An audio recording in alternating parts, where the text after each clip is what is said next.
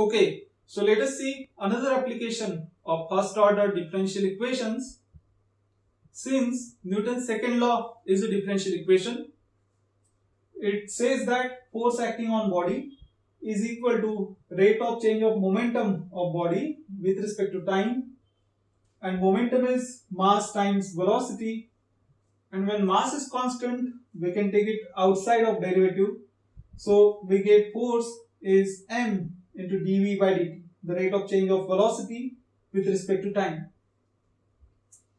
So solving any such equation for momentum or velocity involves the solution of first order differential equation. Let us see one such example. So here we are interested in finding out the escape velocity for this body, and the escape velocity is the velocity with which a body should be projected from surface of earth so that it reaches to infinity and becomes free from the earth's gravitational influence. Now the gravitational force between body and earth is given by this formula. F is equal to negative of gmm divided by r square. The negative sign says that the force is attractive. Here this capital G, it is the universal gravitational constant. Capital M is mass of earth, small m is mass of body, and this r is the distance of body from center of earth, and this capital R is the radius of earth. Now we will try to find out escape velocity by substituting this formula here and trying to solve the differential equation. So let us substitute it here. So we get m dv by dt is equal to minus g mm divided by r squared. Then we can cancel out the small m on both sides. So we are left with dv by dt is equal to minus gm over r squared. One more thing, here we will consider that body will move in radial direction only. So now notice that on right hand side this r is the variable, on left hand side we have two variables, the velocity and time. So it means that we need to get rid of this variable time in order to have the equation between velocity and the distance r. So we'll use a trick here. What we'll do is we'll multiply and divide by dr. So I will write this dv here and dt I will write in denominator of dr like this.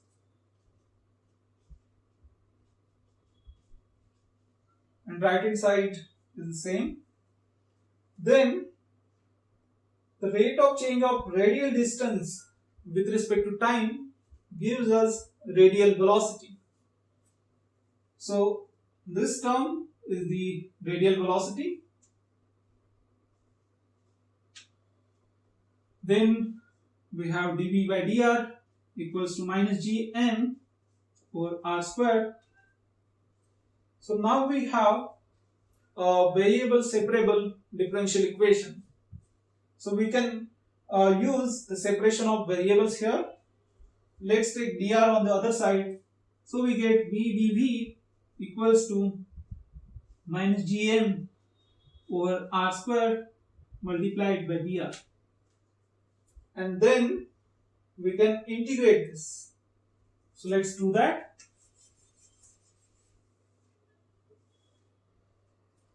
So integral of VdV equals to, here I can type this minus Gm outside of integral, this minus Gm, since G and M they are constant, times integral of dr divided by r square. So integral on this left hand side is very simple. It is just v square divided by 2. It is equal to minus Gm integral of this is just minus 1 over r. Since derivative of 1 over r is minus 1 over r square, and we have 1 over r square here, plus this constant of integration. So this negative sign gets cancelled out and we are left with v square by 2 is Gm over r plus c. Then we can use the initial condition to determine this constant. So suppose that v equals to v naught, this is the velocity of projection when r equals to capital R. So we can substitute these values in this equation.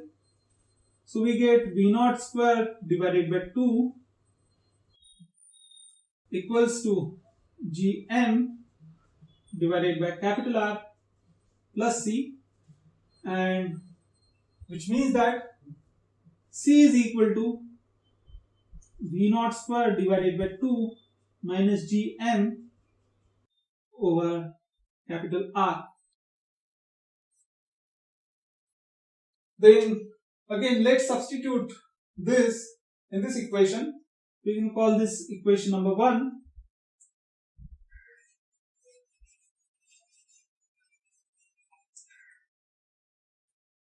So substituting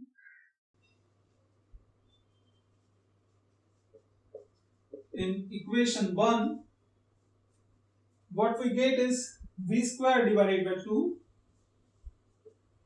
equals to Gm over r plus c, and c is v naught square divided by 2 minus Gm over capital R.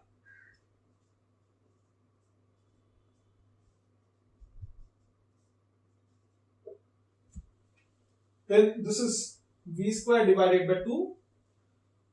So we can find the velocity at any given distance or any given distance r. So we'll just take 2 on the other side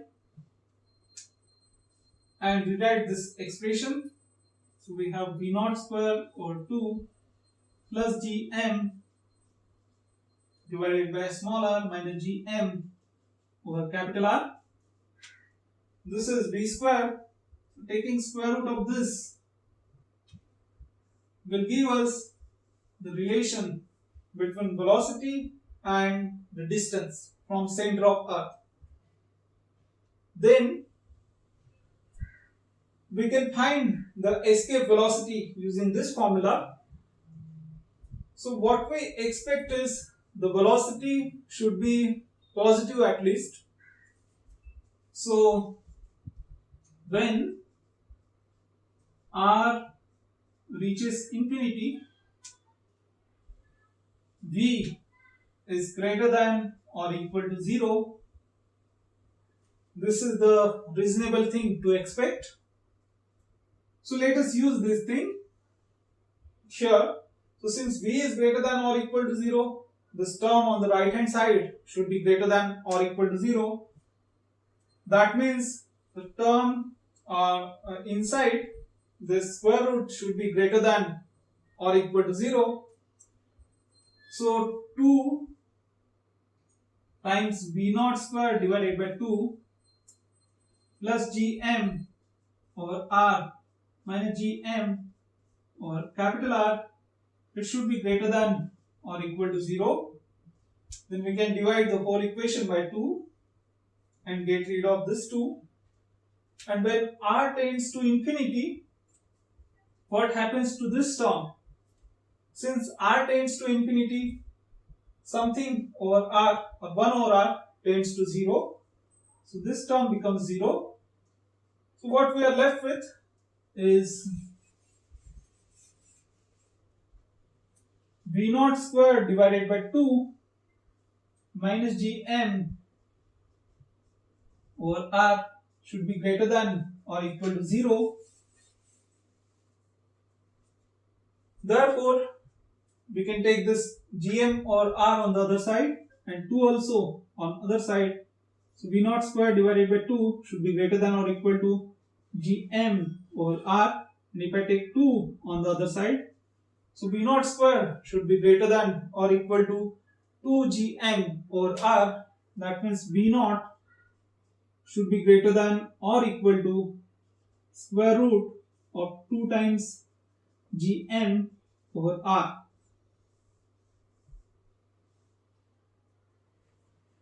So this is the velocity with which body should be projected so that it reaches infinity and becomes free from Earth's gravitational influence.